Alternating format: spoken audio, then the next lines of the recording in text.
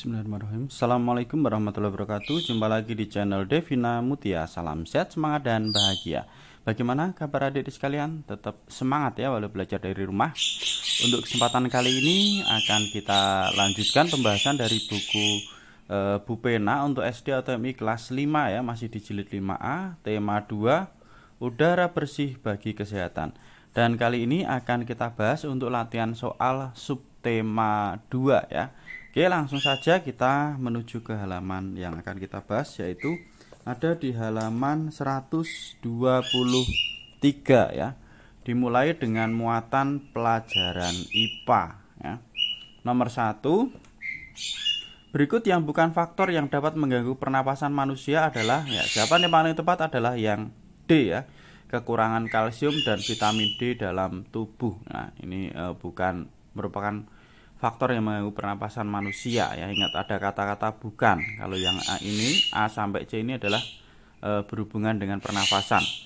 Lanjut ke nomor 2, inhaler merupakan alat bantu yang digunakan untuk penderita, jawabannya adalah asma ya. Kemudian nomor 3, hari ini Made merasa tidak enak badan karena terkena flu. Pertanyaan yang A, apa penyebab flu? Kemudian yang B, apa saja gejala penderita penyakit flu? Oke, di sini udah saya tuliskan ya adik-adik sekalian untuk jawaban nomor 3 ya. Jadi untuk yang A, flu itu disebabkan oleh virus ya. Kemudian yang B, sakit kepala. Ini tadi yang B adalah gejala penderita penyakit flu ya. Jadi sakit kepala, demam, hidung tersumbat, badan letih, nafsu makan berkurang, dan kemampuan penciuman berkurang ya. Itu untuk nomor 3 ya. Kita lanjut ke muatan bahasa Indonesia. Bacalah teks berikut untuk menjawab soal nomor 1 sampai dengan 2. Penyakit akibat udara tercemar. Udara yang tercemar dapat menyebabkan sesak napas, bahkan keracunan. Pencemar udara dapat berupa debu, asap, dan bau tak sedap. Debu biasanya berasal dari tanah kering, serpian kayu, atau benda padat lain yang amat halus. Debu semakin banyak pada musim kemarau. Asap merupakan benda gas yang dapat kita lihat. Asap yang mengotori udara dapat berasal dari kendaraan bermotor, pabrik, dan pembakaran sampah. Asap kendaraan bermotor mengandung gas beracun yang disebut karbon monoksida. Selain itu ada pula asap rokok yang mengandung nikotin yang mengganggu kesehatan pernapasan. Oke, untuk yang nomor 1, kandungan asap kendaraan bermotor adalah jawabannya yang A, yaitu karbon monoksida. Nomor 2, kalimatannya yang sesuai dengan informasi paragraf kedua pada teks tersebut adalah jawabannya yang A ya, adik-adik sekalian. Dari mana debu berasal? Kita lihat ya, ini menjelaskan tentang debu. Debu biasanya berasal dari tanah kering dan seterusnya. Kemudian nomor 3, bacalah teks berikut. Asma adalah penyempitan jalan udara akibat pembengkakan pada saluran pernapasan atau bronkus. Serangan asma dapat terjadi karena tenggorokan penderita asma sangat sensitif terhadap zat pemicu tertentu, misalnya debu, serbuk sari bunga, rambut atau bulu hewan, dan udara dingin. Pertanyaannya, tuliskan kalimatannya yang sesuai dengan informasi teks di atas. Oke. Untuk soal nomor 3 ya, kalimat tanyanya adalah apa pengertian serta penyebab penyakit asma? Nah itu. Oke, kita lanjutkan ke muatan pelajaran berikutnya, yaitu SBDP. Nomor 1, properti tari adalah apa itu properti tari? Ya. A, alat musik yang digunakan. B, tata panggung yang harus disiapkan.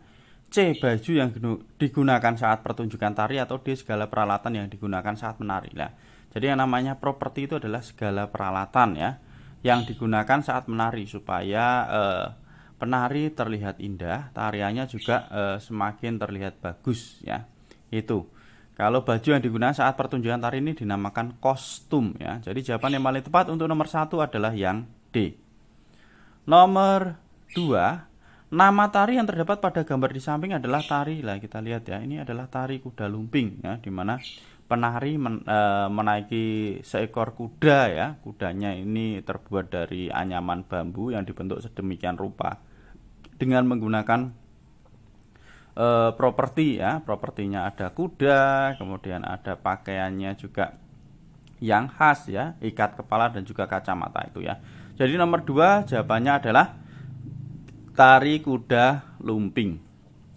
Nomor 3, tuliskan properti tari yang digunakan dalam tarian pada soal nomor 2. Lah ini tadi udah sedikit saya jelaskan ya. Jadi tari kuda lumping itu propertinya apa saja? Ya, di sini udah saya tuliskan ya.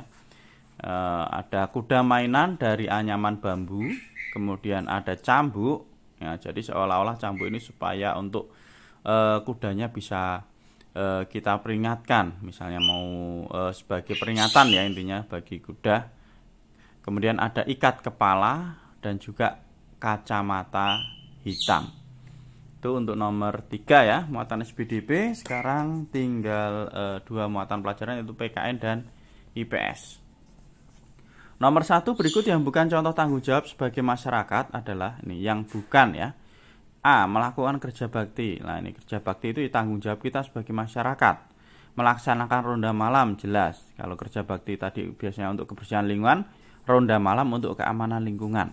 Kemudian mendapatkan hadiah lomba. Nah kalau mendapatkan hadiah itu biasanya hak kita ya. Kalau kita sudah mengikuti perlombaan, kalau kita menang ya kita berhak untuk mendapatkan hadiah. Nah ini yang bukan merupakan contoh tanggung jawab ya, karena ini merupakan hak. Kemudian yang D, menjaga kerukunan antar sesama masyarakat. Nah ini juga merupakan contoh tanggung jawab sebagai warga masyarakat. Kita harus menjaga kerukunan antar sesama masyarakat. Lanjut ke nomor 2 ya. Perhatikan gambar berikut. Ini kita lihat ya. Ini tentunya di dalam kelas. Ini ada papan tulis, ada globe ya, ini jam. Kemudian ada anak-anak yang sedang berkelompok dan juga ada ibu guru. Nah, pertanyaannya, tuliskan hak dan kewajiban saat kegiatan seperti ditunjukkan pada gambar di atas. Nah, kira-kira hak dan kewajibannya apa? Ini seperti kerja kelompok ya. Nah, oke.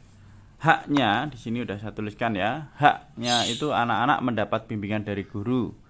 Kemudian berkesempatan memberikan pendapat. Nah, kita ketika bekerja kelompok ya, tentunya anak-anak semuanya mendapatkan hak untuk berpendapat atau mengajukan usul.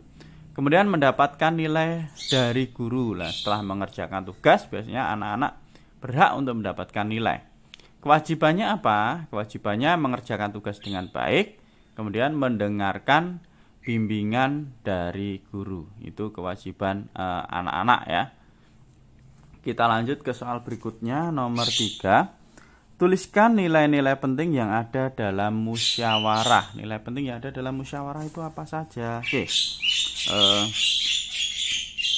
Yang pertama, nilai kebersamaan ya.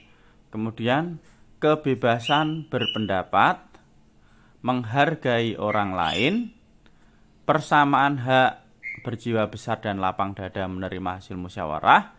Kemudian yang terakhir ada tanggung jawab terhadap hasil musyawarah itu ya. Jadi di dalam musyawarah itu kita harus mengutamakan kebersamaan ya, menghargai pendapat orang lain, dan apabila sudah diputuskan hasilnya kita juga harus lapang dada dan berjiwa besar walaupun tidak sesuai dengan keinginan kita, tetapi mungkin untuk kepentingan orang banyak dan yang terbaik kita harus lapang dada. Itu adik-adik sekalian untuk nomor 3.